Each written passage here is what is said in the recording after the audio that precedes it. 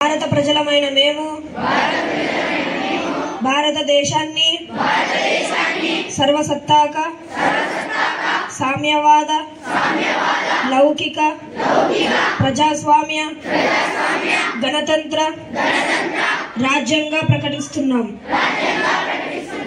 భారత ప్రజలందరికీ సామాజిక ఆర్థిక రాజకీయ న్యాయాన్ని ఆలోచన భావ ప్రకటన నమ్మకం విశ్వాసం ఆరాధనలో స్వేచ్ఛను హోదా అవకాశాల్లో సమానత్వాన్ని కల్పించి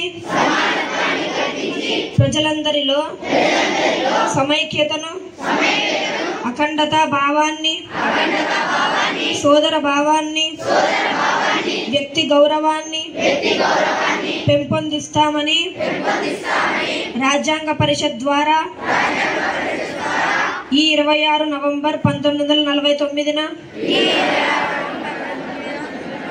మాకు మేము ఈ రాజ్యాంగాన్ని రూపొందించుకొని సమర్పించుకుంటున్నాం.